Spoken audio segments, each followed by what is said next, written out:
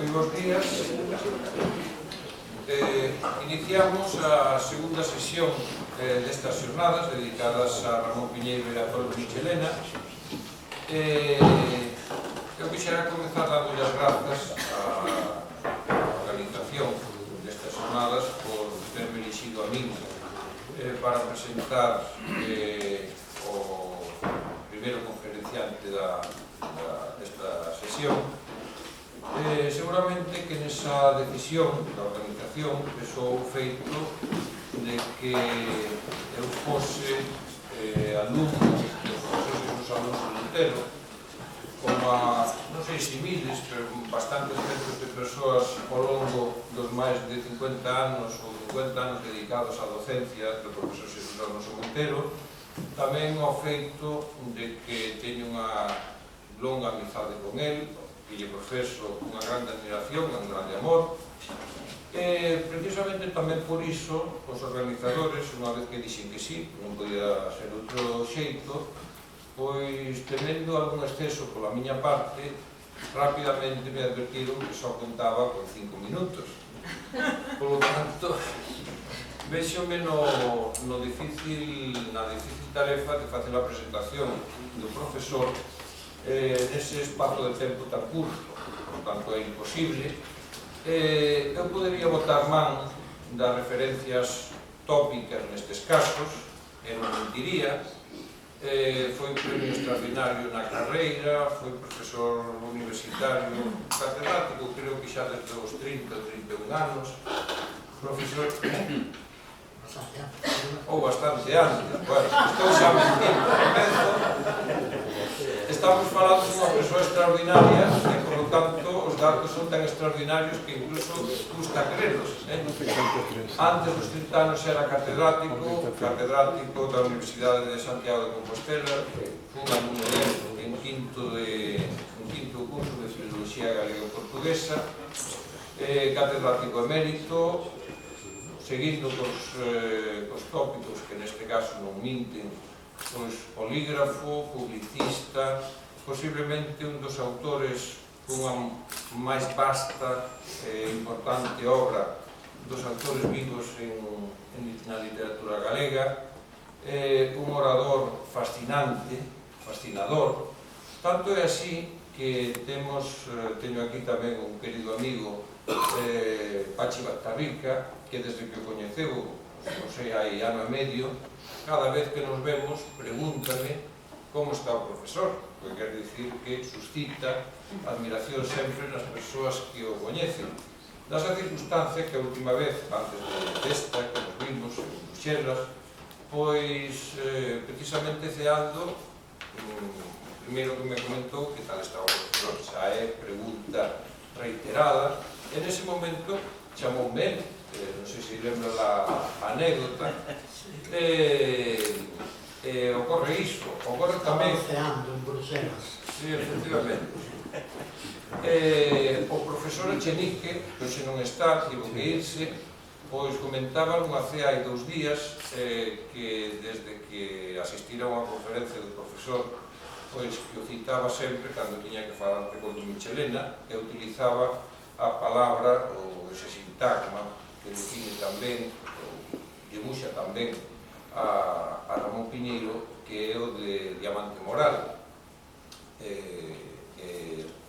Reiterou tamén o nome do profesor profesor Xesús Alonso Montero, que quere dicir que efectivamente suscita admiración en todas aquelas persoas que o coñecen. Por lo tanto, eu podería seguir en todos eses tópicos que ao final definirían a don Xesús Alonso Montero como con aqueles criterios que establecía xa Aristóteles hai 2000 anos, que dicía que nas persoas había que fixarse, sobre todo nos intelectuais, en tres aspectos, que son a memoria, que nela é felicísima, a inteligencia, que é extraordinaria, e tamén na vontade.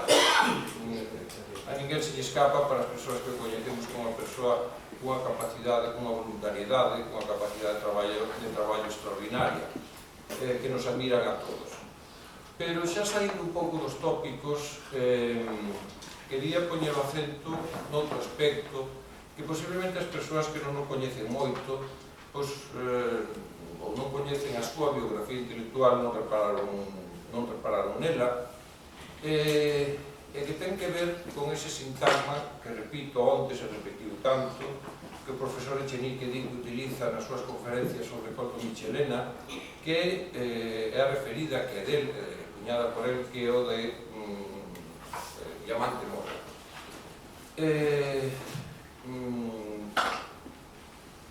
Que é don Xesús, desde a miña interpretación, estou facendo de exégeta, se mo permite, eu diría que é un mineiro dos diamantes morais.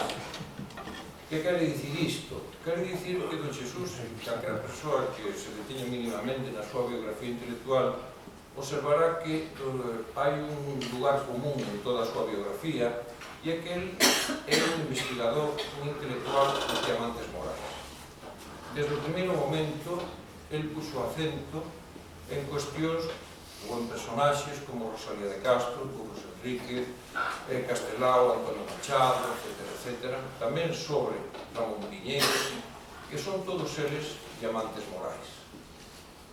Non prestou atención sobre persoas cuxa obra, literaria ou non, ou a súa biografía, non fose un diamante moral. Se o fixo algunha vez, foi precisamente para denigrar precisamente esas vidas que non eran un diamante moral.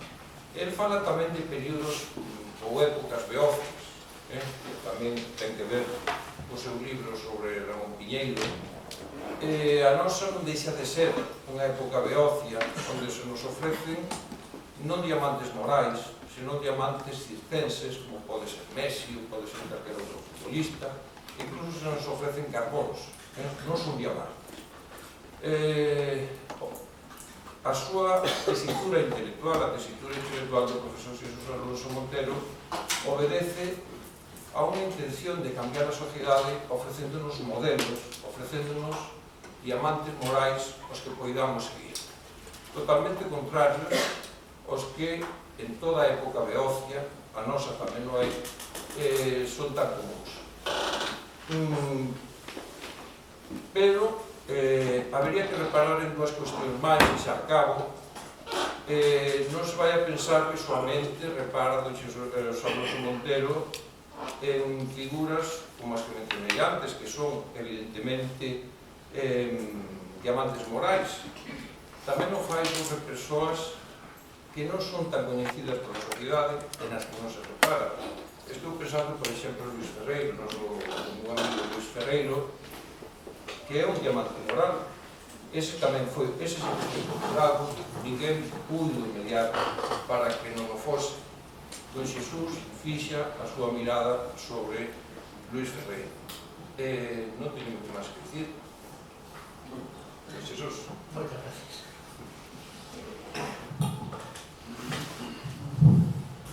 En primeiro lugar, miñas damas e meus señores, moi agradecido porque se contara con meu nome para intervir nestas xornadas sobre Coldo Michelena e Ramón Piñeiro.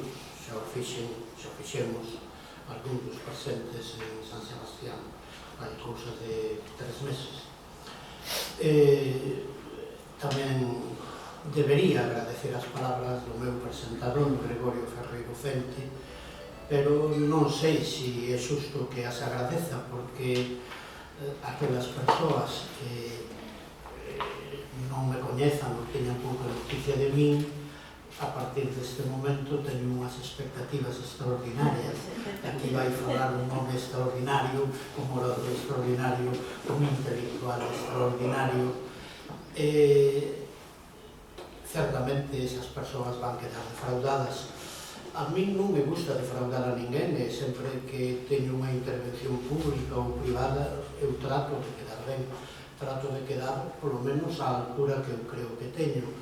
Pero, bueno, nesta ocasión teño dous motivos fundamentais para quedar ben. Unha, que quero quedar ben, e outra que non quería deixar mal a Gregorio Fernández.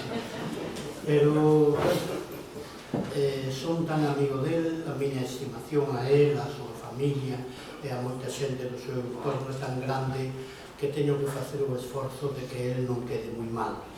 E dito isto, como creo que vamos retrasados, eu podería seguir falando do meu presentador e da presentación e, bueno, facer así exercicios aparentemente retóricos que non o son, e vou entrar en tema. De feito, o tema que eu vou abordar a partir deste momento é o tema sobre o que me pronunciei nas xornadas de San Sebastián hai poucos meses.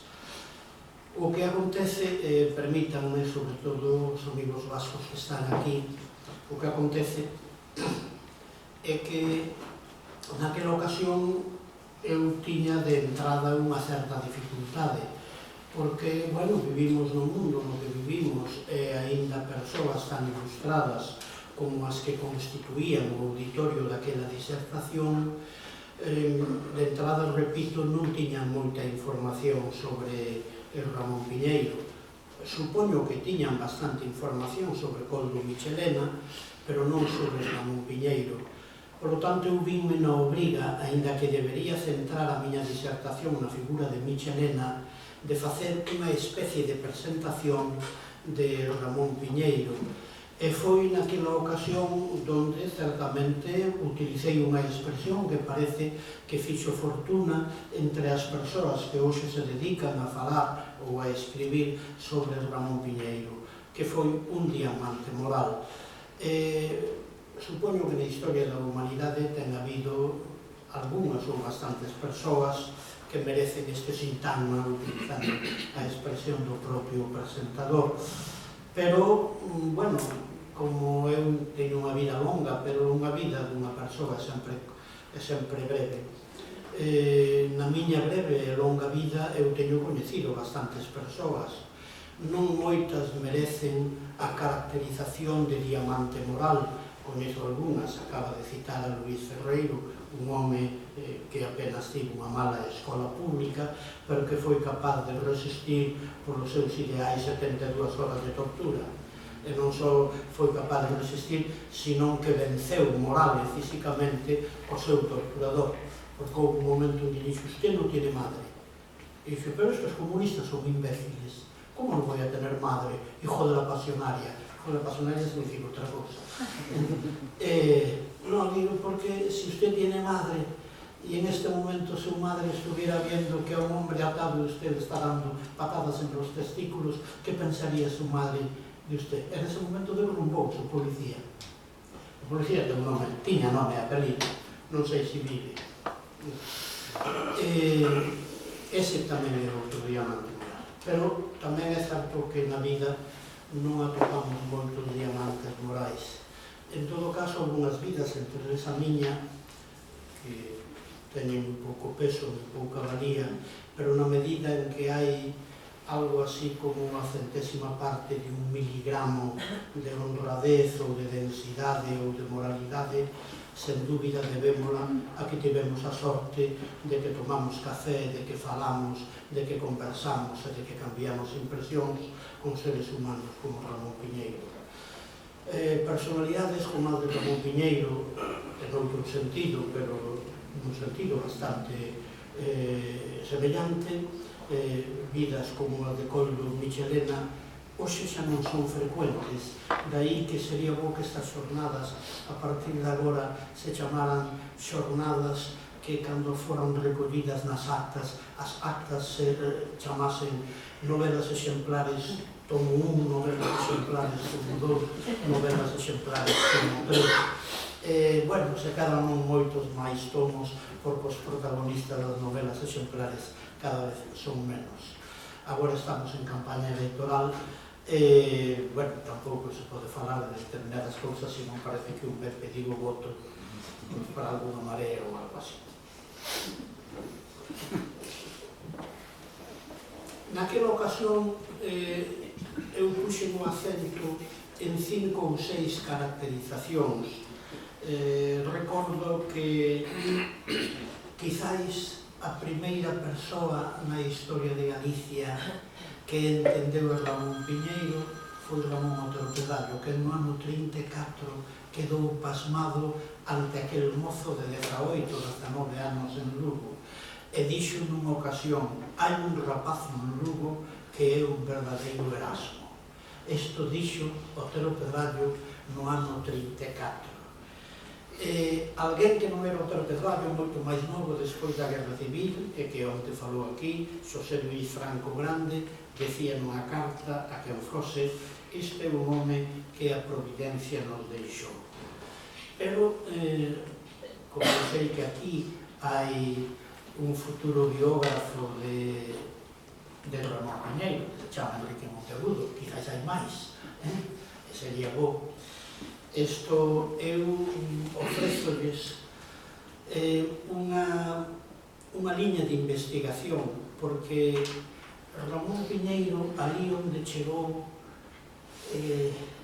causaba tanta admiración que esa admiración sempre entendemos en termos un pouco puritanos, casi protestantes, de admiración intelectual, de admiración cívica, de admiración política. Pero resulta que cando el pronuncia unhas conferencias nunha universidade dos Estados Unidos no ano 66, ten de alumna a unha muller que xa non ten 18, nin 19, nin 20 anos, que é unha muller que xa está casi entrando na madurez da súa existencia, por lo tanto ten unha formación intelectual no que non é fácil que sexa deslumbrada por quen sexa. Están as cartas aí na Biblioteca Penzol, e nunha das cartas pois dille que neste momento eu teño necesidade de ti, pero non o di en galego, nin o di en inglés, nin o di en castelán, digo en francés, que como saben vostedes moi ben é a lingua do amor. Je besoin de toi maintenant. Eu teño necesidade de ti neste momento. Eu supoño que o caso de Marcia Andersen, que é destinataria dunha das cartas abertas publicadas en griego por Ramón Piñeiro, é un caso de muller que se enamorou de Ramón Piñeiro. Como resolveu este diamante moral esa cuestión? Para crearnos menos problemas a ela, para crearse a si mesmos menos problemas, que eu non sei hasta onde pode chegar un diamante moral cando de pronto tamén unha Marcia Andersen aparece na vida dunha persoa falante en francés. Pero tampouco teño a resposta.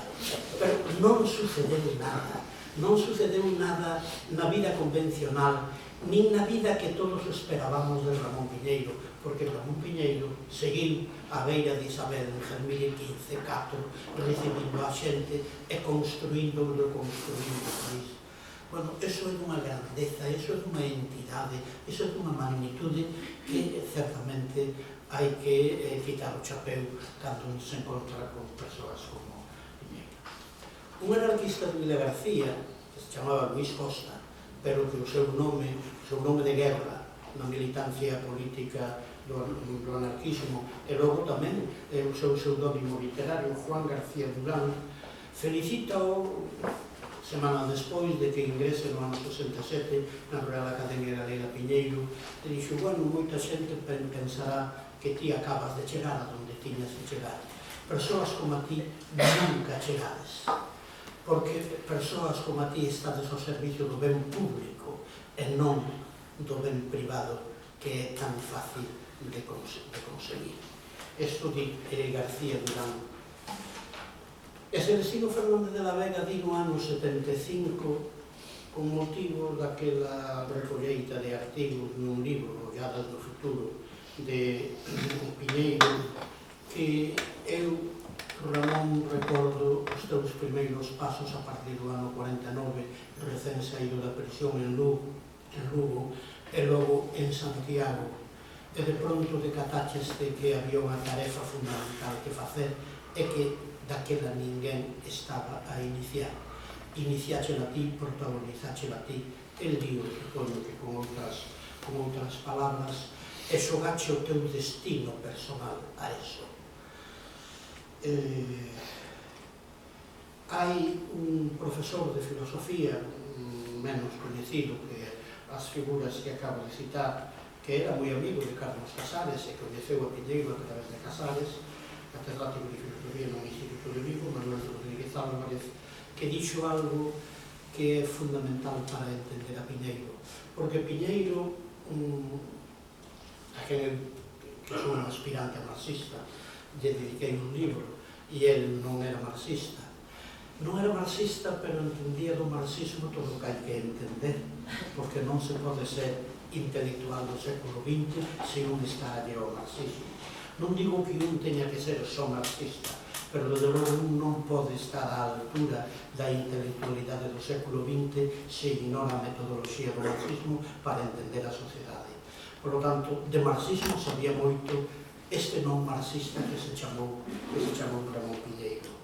E este non marxista era capaz de entender a casi todos, por non decir a todos.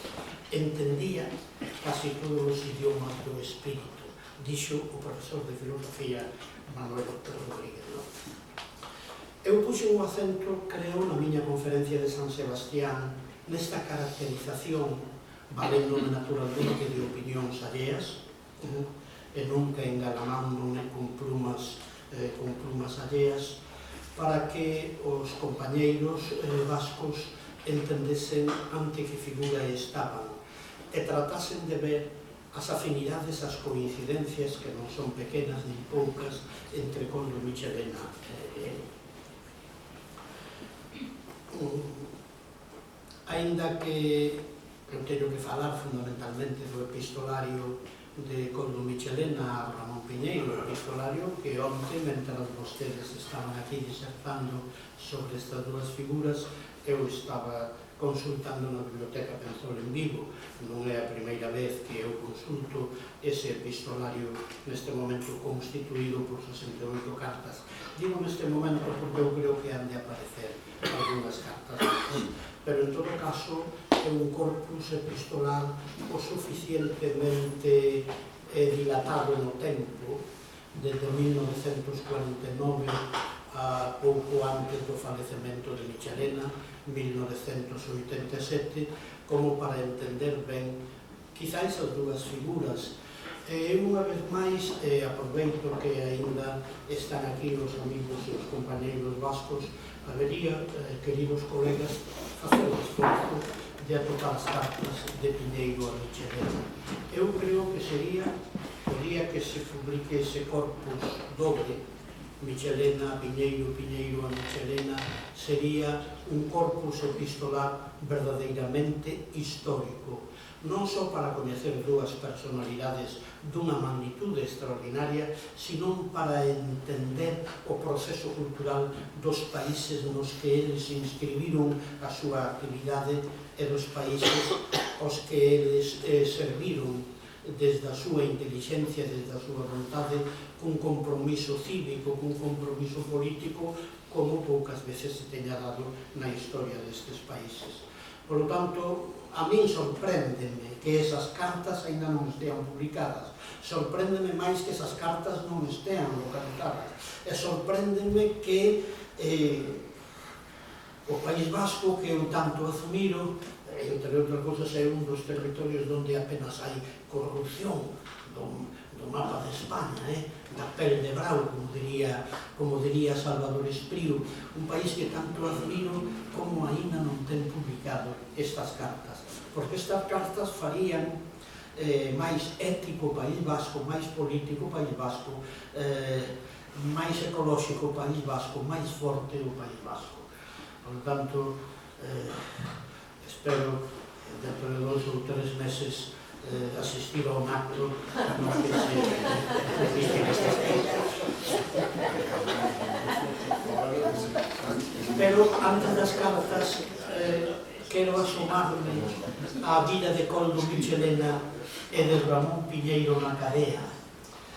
Bueno, antes, eso se o fixo, supoño que moi ben, porque non o pode facer mal nunca, e ademais fixo moi ben en San Sebastián hai meses, Ramón Villares. Eles, antes de ingresaren na Dirección Xeral de Seguridade, no ano 46, viviron non moito tempo xuntos naquela pensión de Madrid, onde a policía descubriu unha multicopista, onde descubriron un periódico que aínda non temos atopado, señores investigadores, Roteiro, pero ese periódico, algúns exemplares de algúns números de Roteiro están en alguna parte, se cadra en Alcalá, no arquivo da Administración Xeral. Bueno, eso sería tamén unha festa da hemerografía galega. É unha festa da hemerografía vasca, porque tamén había un periódico clandestino vasco que supoño que en boa parte redactaba Koldo Michelena. E por fin ingresan na cadea, aínda non se escriben cartas, as cartas das que eu teño que falar. É curioso, porque eu terminei o bacharelato, eu fago moita autobiografía. Bueno, sempre teño o recurso de apelar a don Miguel Unamuno, que decía, perdonen que hable de mí, es que soy el hombre que tengo más a mano. Pero non, é que claro, a miña biografía case coincide coa biografía de Michelena e de Piñeiro. Resulta que no ano 49 os dous nos examinamos co mesmo profesor Sánchez Cantón de Historia da Arte. E os dous somos calificados con notable. Eu por méritos propios, Michelena por recomendación. Desto falaremos. Está nunha casa. Está nunha casa. Pero eu, que terminei o bacharelato no Instituto Santa Irene de Vigo no ano 48, teño dito moitas veces, eu nunca oír a falar de castelán, que vivía en Buenos Aires, por certo. Eu nunca vi un libro galego. Nunha librería, eu era visitante de librerías, era un lector grande, porque tuvera a sorte de ter un profesor de letras que se chamaba don Bernardino Graña Refojos, era o pai do noso colega Bernardino Graña Villar. Resulta que eu debín de coincidir físicamente nun examen con Koldo Michelena, no examen de Historia da Arte. Eu terminaba primeiro, 48-49, ele acababa de sair da prisión. Todo o mundo estaba disposto a axudar a Michelena, porque sabían que Michelena ia ser un xenio da lingüística.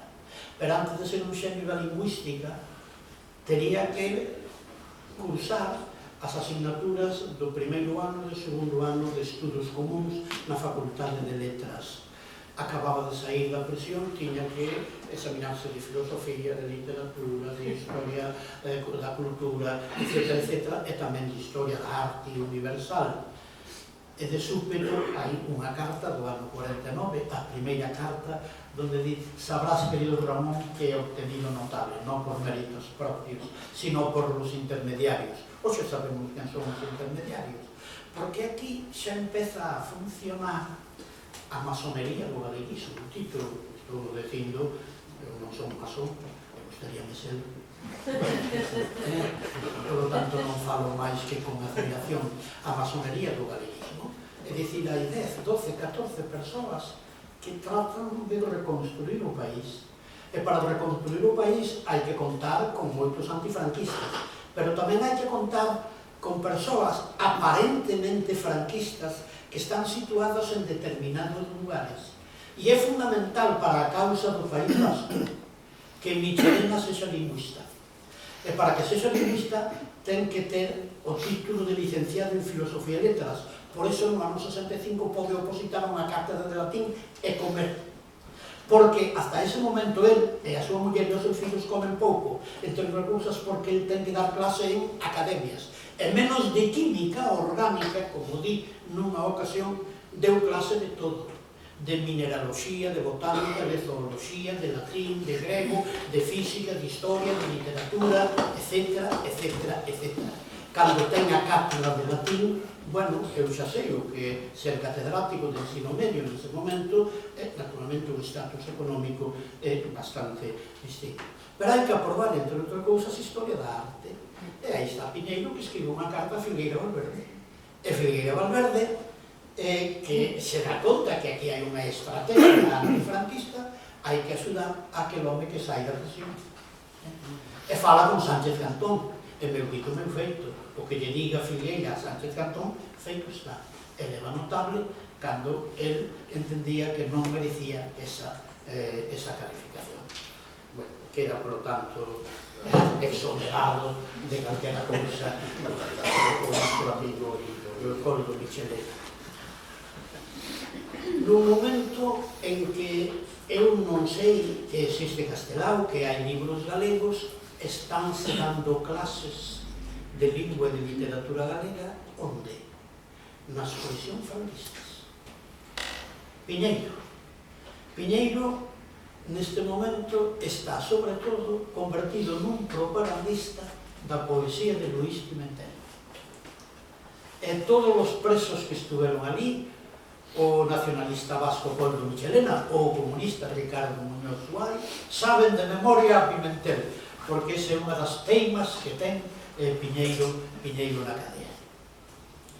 Así que, eso que se decía, que non se ensinaba o galego nin a literatura galega en ninguna parte, sí.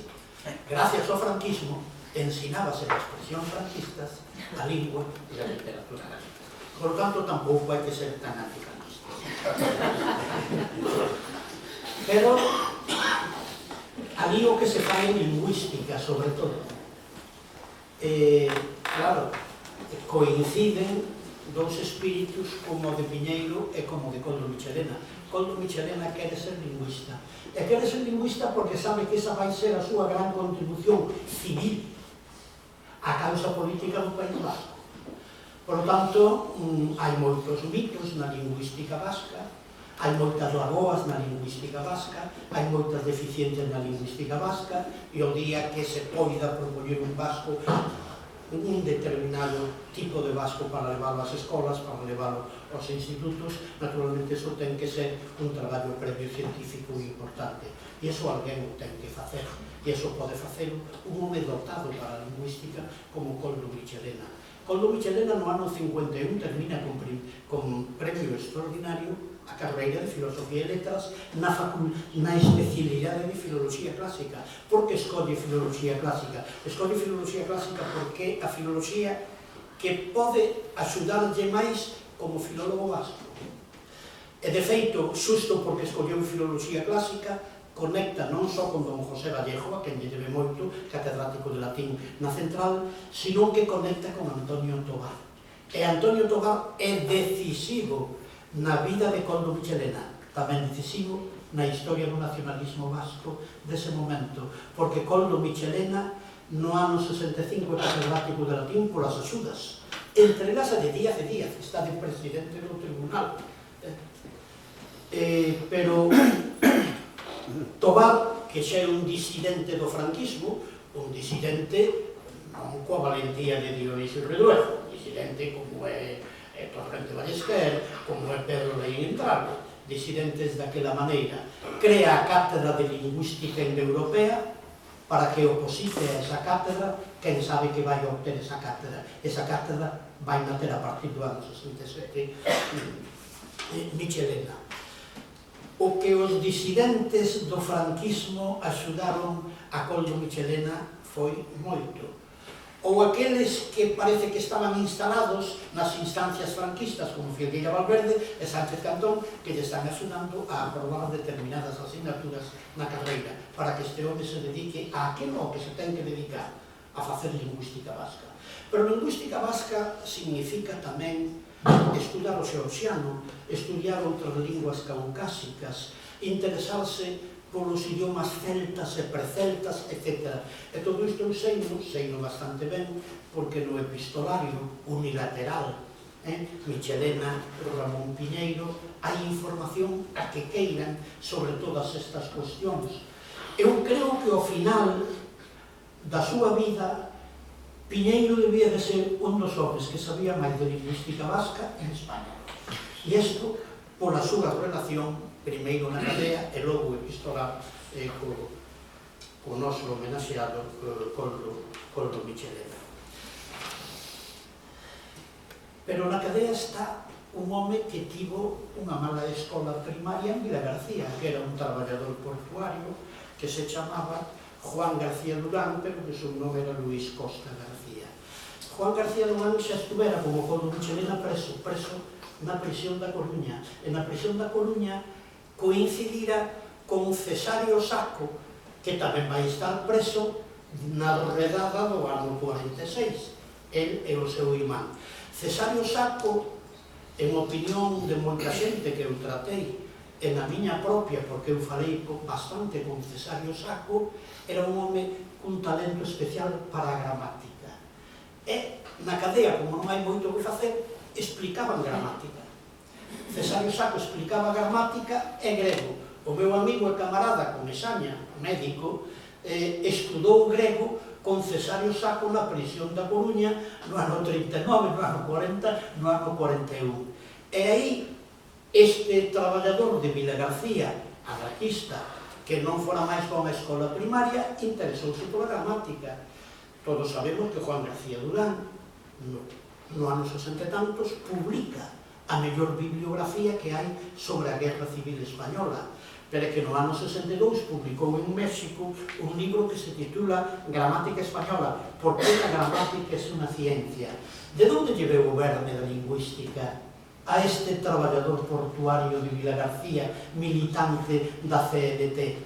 Veulle das clases na cadea, primeiro con Cesario Sacco na Coruña, e logo á sombra de Coldo Michelena e de Ramón Piñeiro. A historia é verdadeiramente indolente a destes homens.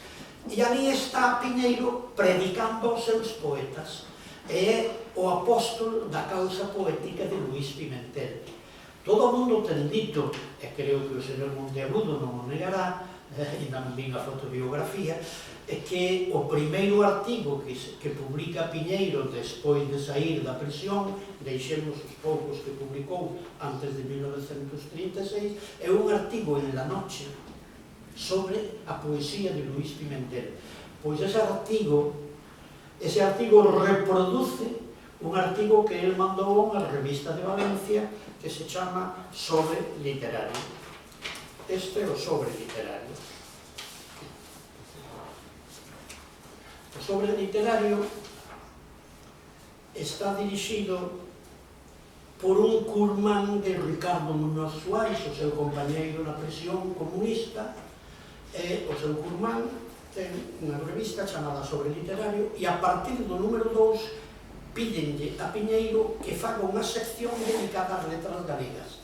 Creo que só saiu a do número 2, ano 1950, con 3 poemas de Luís Pimentel inéditos daquela, un deles dedicado a Piñeiro, pero Piñeiro era como era, e polo tanto quitou a dedicatoria. Pero se vemos o libro Triscos, que se publica na Benito Soto, meses despois, no ano 50, aí aparece a dedicatoria a Ramón Piñeiro.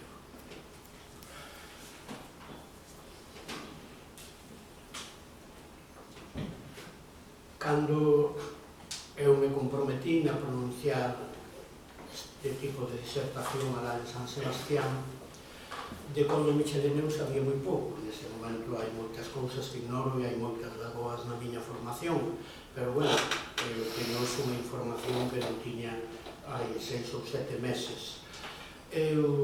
Hai algún tempo que cheguei á conclusión que Coldo Michelena e Ramón Piñeiro son prácticamente a mesma persoa.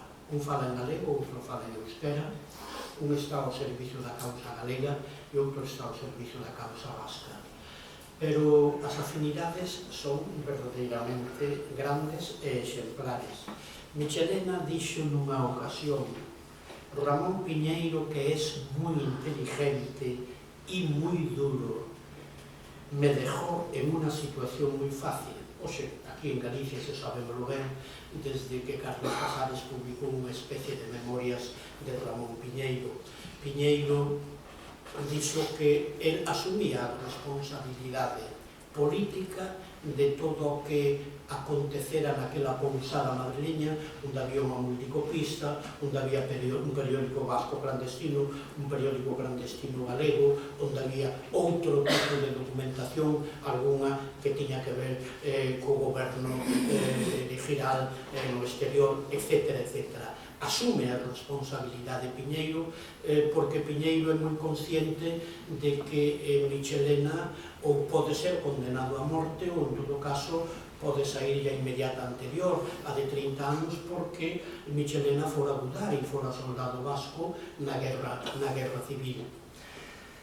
Eu creo que o Partido Nacionalista Vasco tiña moita influencia sobre os Estados Unidos, é que o Partido Nacionalista Vasco, por lo tanto, os Estados Unidos non só se moveron para que non os torturaran, non aos vascos, senón a todos aqueles que caeran naquela redada, un comunista, un anarquista, un galeguista, non os torturaron, que xa é decir, Piñeiro fala desto, que non os torturaron, e tamén hai que dar unha explicación, non os torturaron, porque o Departamento de Estado dos Estados Unidos xa fala coa embaixada en Madrid, e a embaixada de Madrid son os Estados Unidos, a embaixada de Madrid ten moita forza.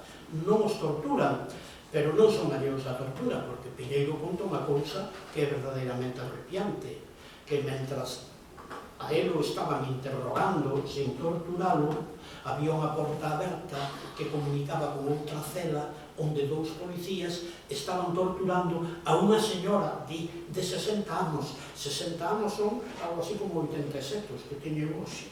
É dicir, estaban torturando a unha vella ao parecer socialista. Pero eu creo que a influencia e a eficacia do Partido Nacionalista Vasco vai máis alá de algo tan importante como que non torturen a un, senón de que por que está menos de 4 anos na prisión, quen era reincidente reiterante, como di un corresponsal, por que Michelena ten unha prisión tan breve, e o propio Ramón Piñeiro. Bueno, pero sobre todo os vascos, bueno, porque eu creo que o Partido Nacionalista Vasco moveuse aí. Non ten sentido que Koldo Michelena teña menos de 30 anos de prisión neste momento. Pero ese é un asunto que haberá que estudar a partir de aquí.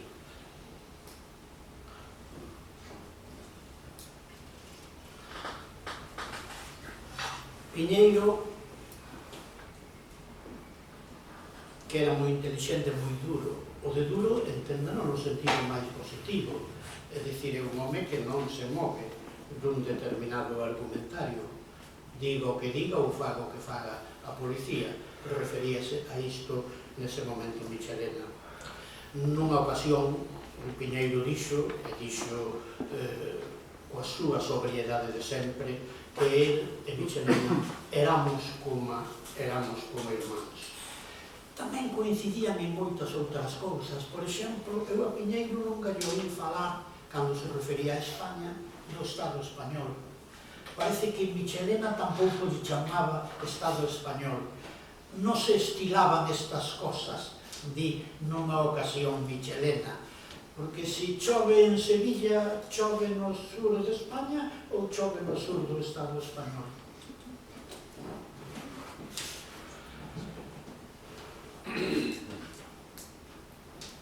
Eu non sei se tiñan claridade sobre as súas vidas cando se encontran na prisión, e xa antes cando se encontraron naquela pousada de Madrid, pero as súas vidas foron vidas dedicadas fundamentalmente á lingüística, desde unha perspectiva, no caso de Piñeiro, e desde outra perspectiva, no caso de Koldo Michelena. Piñeiro ten dito en máis dunha ocasión que el pensaba dedicarse á lingüística, porque era a contribución que el quería facer á causa de Galicia como cidadán galego. Sabía que os lingüistas eran importantes, había que unificar o idioma, había que codificar o idioma, había que estudar o idioma, había que normalizar o idioma. Por lo tanto, os grandes operarios da causa galega, os grandes obreiros, terían que ser, algún deles, polo menos, lingüistas. Pero ven a guerra, a situación da guerra, aquela depresión, aquel pozo no que quedou mergulhado durante moito tempo e que se salva por Rosón. A familia de Rosón aquí é moi importante, entre outras cousas, para entender a brevidade da prisión de Piñeiro. Un Rosón foi capitán na batalla de Teruel de Ramón Piñeiro. Nese momento el di: o meu destino ten que ser a filosofía. Eu quero facerlle preguntas á existencia, quero facerlle preguntas á filosofía para entender o que está pasando nesta guerra. Non é esta guerra como guerra fratricida, non é esta guerra entre roxos e fascistas, non é esta guerra entre os que defenden, eles decían a España, e os que defenden, decían estes, a anti-España. Non é unha guerra. É unha guerra que é unha situación límite, que é unha situación anómala na que os seres humanos, aínda os mellores, poden portarse mal.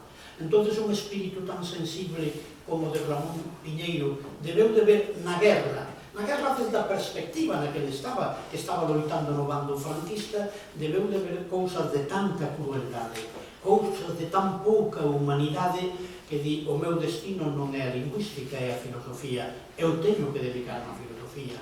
E de feito, cando el vai a Madrid facer clandestinidade, el matriculase na Facultade de Filosofía e Letras, en algunhas asignaturas de comuns que non aprobaba aquí en Santiago, e na especialidade de filosofía.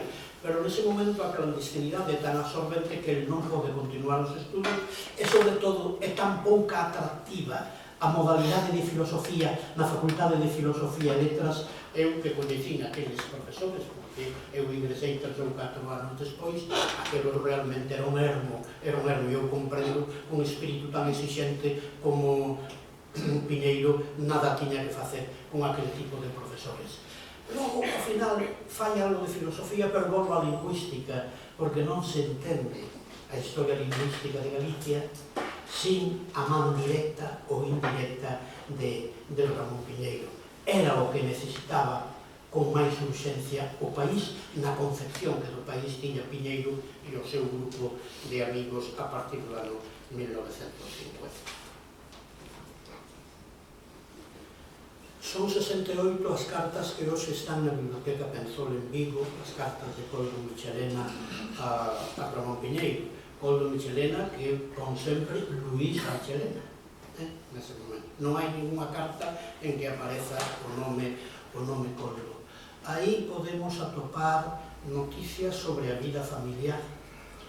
Esta cousa que tiña Piñeiro, que ao final escribiu a galeguista dos Estados Unidos, ou de Alemanha ou de Italia, e ao final terminaba recibindo cartas da súa esposa, dos seus fillos, dibuxos, etc. Hai, o día que fai a primeira comunión, unha das fillas de Michelena manda un dibuxinho e dice: querido Ramón, te mando este recuerdo, etc. Este é Ramón que engallola a familia, Ramón que engallola os nenos, Ramón, bueno, que fala casi todos os idiomas do espírito, tamén o idioma infantil. Así que noticias sobre a vida familiar hai moito, non digamos sobre a vida profesional. E logo hai cousas que os que estamos un pouco familiarizados coa erudición literaria galega, de súpeto dille Coldo Michelena: perdona que non te haya mandado el libro de Trueba. O libro de Trueba. Pois é, o libro de Trueba é o libro de Antonio de Trueba, o libro de los Cantares, que Rosalía meteu a pata nun prólogo, Marina, dicindo que yo sigo aquí lo del libro, xa quixera Trueba facer un libro como que fixo en Cantares gallegos, pero queirase ou non, Rosalía estimaba aquel libro. E entendía Piñeiro que Carballo Calero, que estaba escribindo a historia da literatura galega, tiña que ver e ler o libro de Trueba. E aquí non se atopaba o libro de Trueba. E tuvo que mandarlle unha das moitas edicións que houve do libro dos Cantares. Este é o Piñeiro que igual recomenda a Sánchez Cantón vía Filgueira Valverde a Coldo Michelena para que aprobe o breve notable, ou é o home que lle pide a un vasco que está en Guipúzcoa e que supoño que terá acceso a unha biblioteca onde haxa un exemplar do libro dos Cantares de Trueba para que, en todo caso, xa que fai esa mención tan gabanciosa a Rosalía de Castro, un espírito tan crítico e tan riguroso como de Carballo Calero, teña en conta ese libro e ver si en efecto Rosalía acertaba ou non acertaba. Todo isto está aí, como está a vida política. De pronto, eu que tamén escribín algunhas cartas no franquismo e que recibín algunhas cartas no franquismo, todo o mundo sabía, eu recordo unha carta de Geluco, que era líder do Partido Comunista da clandestinidade, que me dicía: cando venas a Coruña, cantos libros vas traer? Libros era con cantos camaradas ou simpatizantes eu ia ir a aquela reunión, 7, 6, 3, porque deso depende de a coisa se facía aquí ou ali. Hai un momento en que lle dice, porque habería tamén que estudar a relación de Piñeiro cos comunistas, pero a relación que ten con Ricardo Muñoz Suai é extraordinaria. Ricardo Muñoz Suai é unha figura moi importante no cine franquista, con Bardén e antes de Bardén.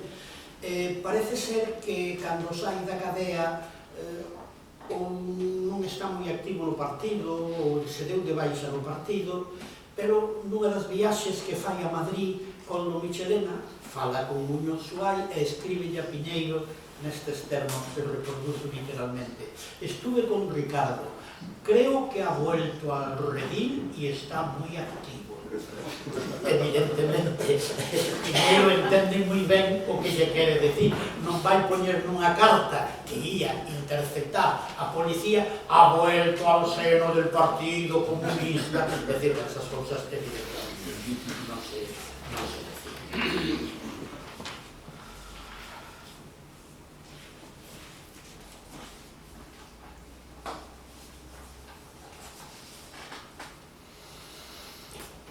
Das noticias familiares, profesionais, de toda índole que hai nas cartas, bueno, poderíamos dedicarlle moita atención, pero os que coñecemos a Piñeiro de pronto recibe noticias de Coldo Michelena que acaba de descubrir o xeorxiano. O xeorxiano era a lingua de Stalin, non sei se o saben. É un dos idiomas caucásicos.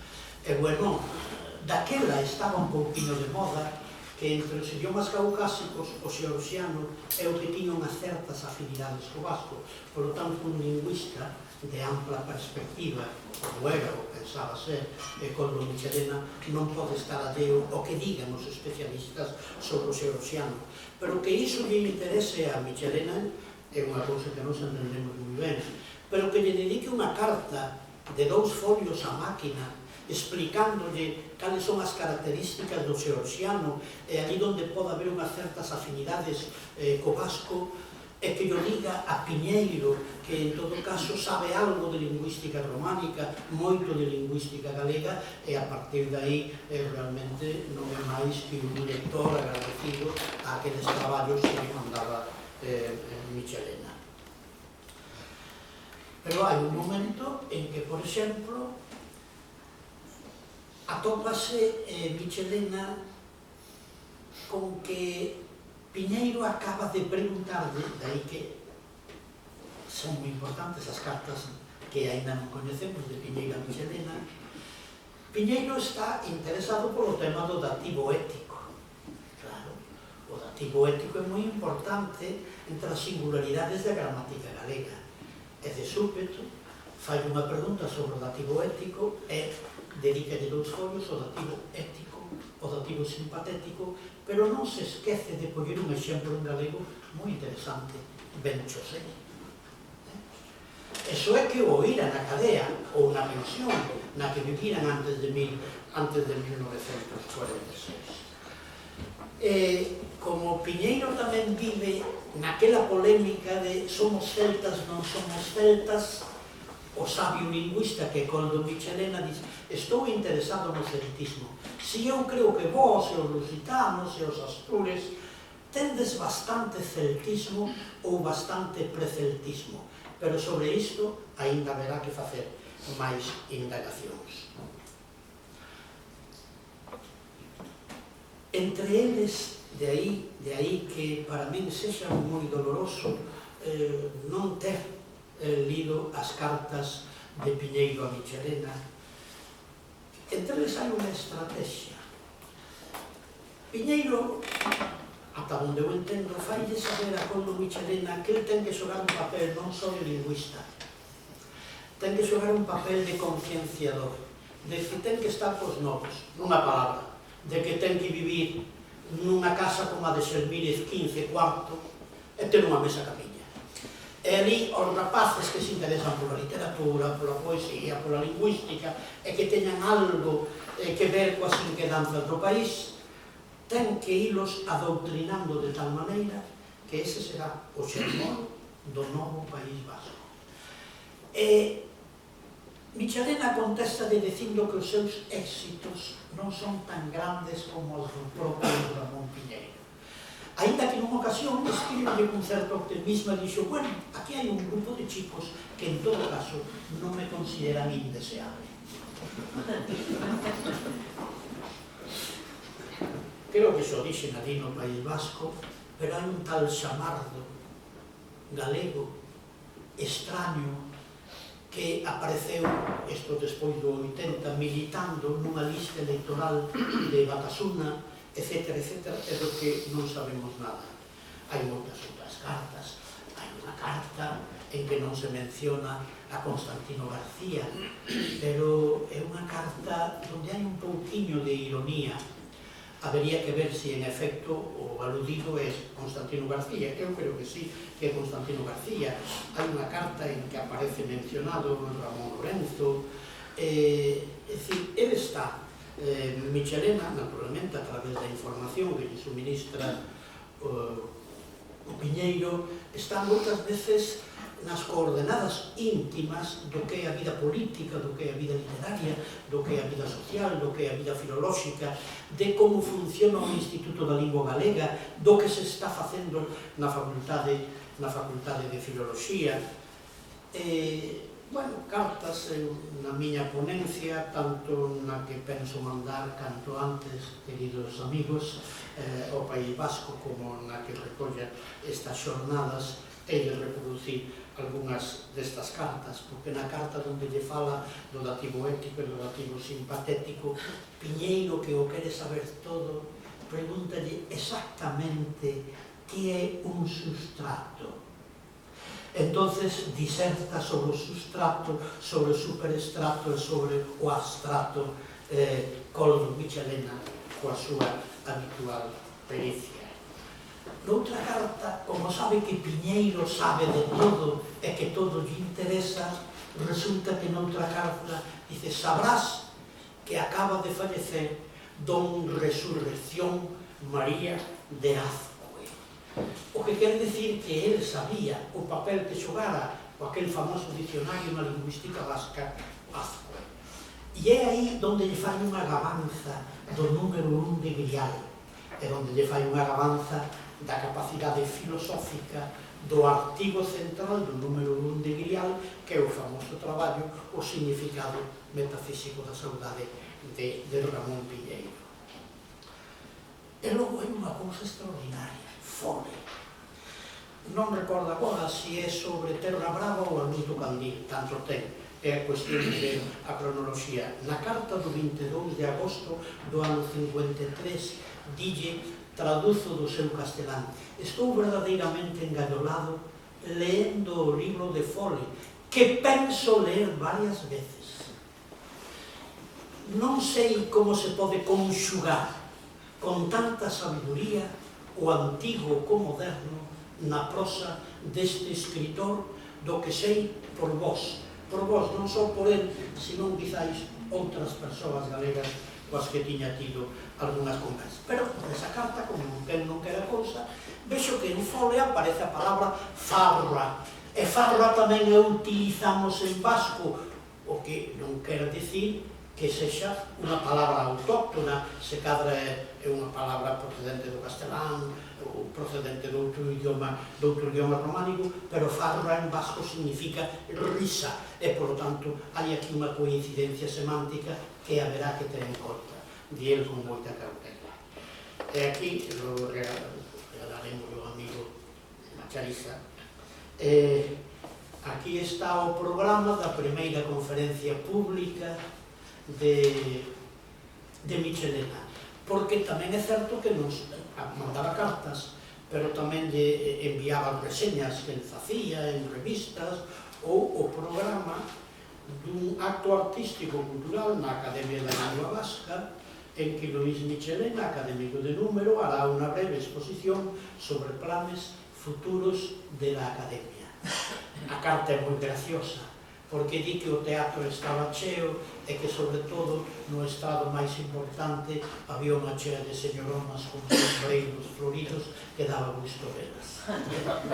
Pero que ali falou que, bueno, tampouco yo estoy del todo insatisfecho, que acompaño o programa de un acto en el que por primera vez he tenido la cara dura de hablar, por cierto, sin preparación, ante un hermoso teatro abarrotado. Bueno, ya te figurarás que ante quiere decir dentro. Aparte de esto, que no tuvo ninguna importancia, el acto fue un éxito sorprendente para todos. El gallinero estaba lleno de señoras ensombreradas que no encontraron otra localidad y asistieron el nuevo obispo y el alcalde señor Zugazagoita. Ahora hablan de un homenaje a Azcu, a todo meter, y también de una edición corregida y aumentada de su diccionario. Hice un proyecto porque resulta que su preparación, no la impresión, costaría de 250.000 a 300.000 pesos. Estas son moitas das noticias. E hai un momento, no ano 62, en que lle ofrecen unha especie de praza nunha institución vasca para explicar a lingüística vasca os emolumentos que quería un catedrático de universidade. Ano 62, el ainda non é catedrático de latín, que o foi no ano 65 no Instituto de Torre la Vega. Por lo tanto, a súa situación económica é moi precaria, a súa situación profesional é tan absorbente que apenas ten tempo para facer investigacións como lingüista vasco. Dice, pero como sei que ti pensas as cousas moi ben, non te quero facer responsable da decisión que tome eu, pero eu quero, antes de tomar eu esta decisión, que me deas un consello. Esta é a relación con Luis Michelena. Por iso, as cartas de Piñeiro xa sei que me pone un pouco pesado, pero eu veño da política do Partido Comunista, un pouco pesados.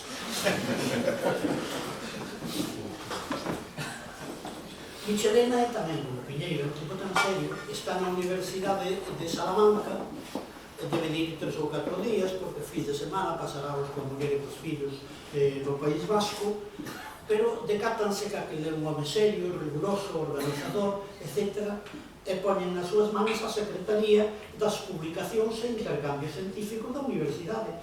E pola Universidade de Salamanca anda pensado. As veces que cita pensado, cito sempre con moita estima, como lingüista, como profesor serio, etc., e nese momento pensado está publicando os libros de temática lingüística do Padre Sarmiento. Entonces, entende Michelena que quizáis Galaxia, xa non como editorial, como distribuidora, podría estar interesada nestas publicacións da Universidade de Salamanca para darlle a difusión debida. E é a primeira vez, dille, que te escribo con papel oficial. E, en efecto, Universidade de Salamanca, Secretariado de Publicaciones e Intercambio Científico. Ten unha polémica con un Pablo Martí Zaro, a quen lle contestou sobre cuestións que teñen que ver mesmo co nome do País Vasco, co nome da lingua vasca, etc. Unha polémica que habería que sumar. mandalle unha carta dicinda que ti non necesitas, porque entendes moi ben as cousas, vouche mandar o panfleto. Chámolle panfleto porque has de saber, querido Ramón, que mi verdadera vocación ha sido siempre la de panfletista. Y además, si se me permite, yo creo que tengo algunas cualidades de panfletista. Lo que pasa es que me coge ya un poco viejo el año 71 como para hacer este panfleto. Dito isto, eu creo que... Estamos na hora. Eu podería seguir ofrecéndolles noticias que teño aquí das miñas notas ou das cartas que teño fotocopiadas, pero realmente este corpus epistolar, incluso de momento unilateral, este corpus epistolar é dunha riqueza que é verdadeiramente un tesouro de noticias para entender a relación entre dúas grandes personalidades. É probable que Koldo Michelena non teña tido unha relación tan íntima, tan intensa, tan convencida como outro ser humano dentro ou fora do País Vasco como o que tuvo con Ramón Piñeiro. De aí que nestas xornadas apareceran Ramón Piñeiro e apareceran Koldo Michelena xuntos, é moi importante. Por certo, é para facer xustiza, tamén García Durán, o anarquista de Vila García de Arousa, naceu no ano 15, igual que Piñeiro e igual que Koldo Michelena. Ese García Durán, que terminou sendo un dos grandes bibliógrafos da Guerra Civil Española, ese García Durán que por ser no ano 40, 41, 42, discípulo na prisión da Coruña, tanto de grego como de gramática castelá de Cesáreo Saco, terminou publicando no ano 62 en México pois unha gramática e donde trata de demostrar que a gramática é un saber verdadeiramente científico.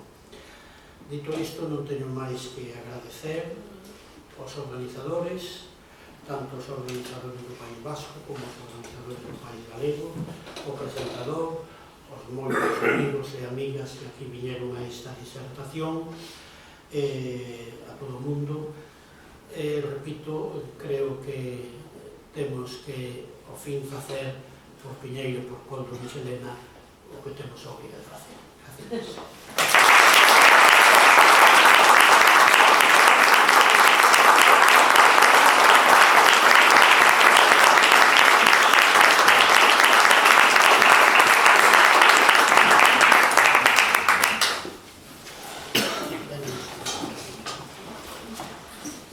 Creo que pasamos agora a segunda parte, sen ningún tipo de interrupción. Armando, creo que sí, ¿no?